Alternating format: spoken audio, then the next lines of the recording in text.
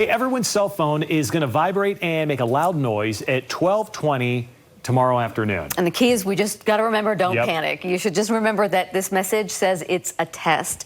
It's the federal government's emergency alert system. All right, news special Shelby Lofton tells us why this alarm may cause some panic, though, for those who are experiencing domestic violence.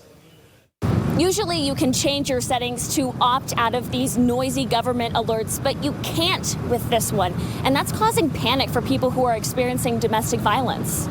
Very few people know about this. Advocates at the Utah Domestic Violence Coalition have an important warning for victims. This isn't something that you can prevent from sounding a very jarring sound. The FEMA National Alert Test will hit cell phones Wednesday afternoon.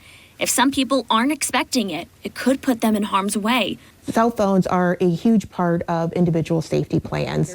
Coalition spokesperson Kimmy Wolf said many victims have a secret phone they use to call loved ones, their safety network, and 911.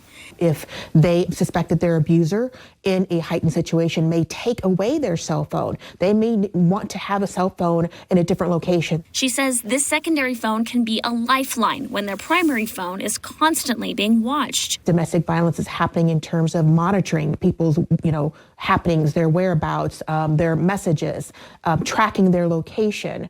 If a hidden phone makes a loud, attention-getting noise, it may alert the abuser. Changing the settings or turning it off isn't enough. We suggest that you take out the battery and be very clear that you are physically removing the battery from the cell phone.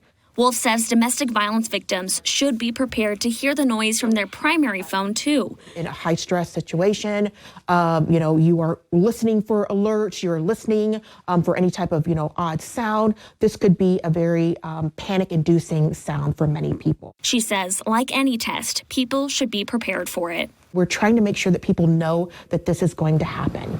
And October is Domestic Violence Awareness Month, and the coalition says you can help survivors by sharing the story, get the warning out there, and understand more about what survivors are going through. Shelby Lofton, KSL 5 News.